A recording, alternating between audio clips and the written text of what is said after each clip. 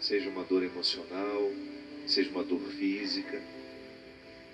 Por incrível que pareça, o sofrimento, quando ele nos atinge, parece que ele faz um movimento em nós que nos faz retroceder às vezes na maturidade. É claro que o sofrimento nos amadurece, mas às vezes a gente precisa de uma experiência de distanciamento dele, para a gente poder alcançar a maturidade que ele nos traz. Porque no momento em que ele está acontecendo, nem sempre nós conseguimos ser maduros o suficiente para que a nossa visão seja mais abrangente.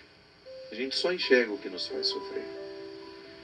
E é por isso que nós necessitamos tanto de pessoas que nos ajudem a ampliar o olhar.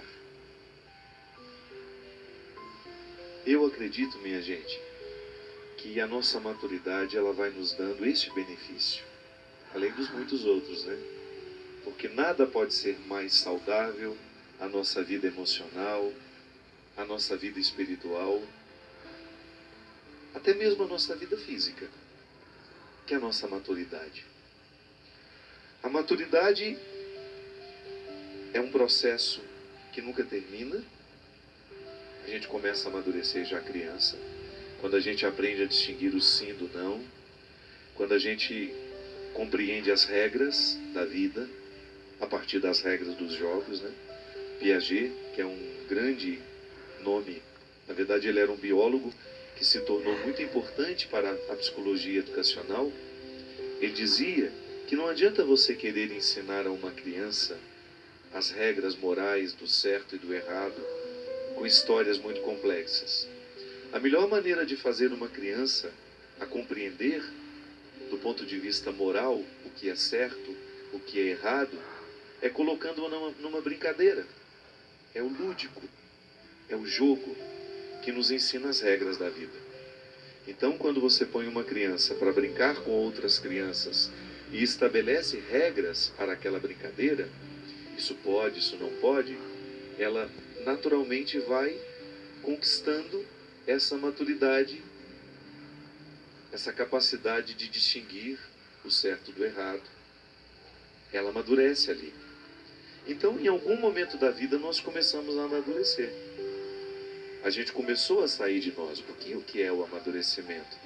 É uma capacidade de estar em si, que a gente nunca deixa de estar em nós, para depois você lançar um olhar para o outro. Não dá para fazer o contrário, do olhar de fora vir para dentro, não. É sempre um movimento que inicia em nós. Toda a visão que eu tenho do mundo parte da visão que eu tenho de mim. É por isso que às vezes a gente encontra pessoas muito pessimistas com as outras, né? Não acredita em ninguém, não acredita na bondade do mundo. É porque ela não se enxerga uma pessoa boa. Então ela faz uma leitura de si, não encontra muita coisa interessante, aí ela começa a fazer a leitura de todo mundo da mesma forma como ela se lê. Por isso que a gente precisa ter paciência com essas pessoas. O que a gente precisa ensinar e aprender o tempo todo é que o olhar que nós temos sobre nós, ele é determinante no olhar que nós temos sobre os outros. É assim que a gente amadurece, com um olhar particular, íntimo, para dentro, que depois me proporciona olhar os outros também. E as nossas relações humanas, elas vão ficando muito mais saudáveis à medida em que este olhar que me joga para dentro e que depois me devolve para o outro é maduro. Um olhar maduro, por exemplo, ele não se prende ao pouco do que o outro me revela. Porque às vezes nós temos a ilusão de que conhecemos o outro, mas nós só temos algumas pinceladas. O imaturo diz, eu já sei quem é você. O maduro vai dizer, eu sei algumas coisas sobre você, mas eu não sei a totalidade. Você sabe por quê? Nenhum outro conseguiu chegar à totalidade do autoconhecimento. Como é que eu vou dizer que já sei tudo sobre o outro, se eu muito pouco sei sobre ele? Nós estamos, por exemplo, numa época em que a gente se comunica com muita facilidade. Então, muito facilmente também a gente tem opiniões sobre as coisas, sobre as pessoas.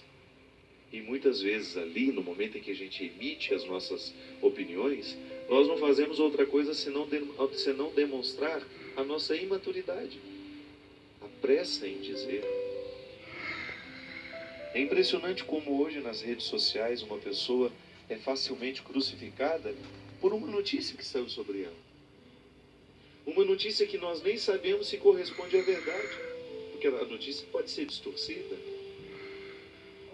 Ou então alguém viu um detalhe daquela pessoa e classifica aquela pessoa a partir do detalhe que viu. Isso é imaturidade. E é por isso que a maturidade combina muito mais com o silêncio. Não tenho o que dizer ainda. Preciso formatar a minha opinião.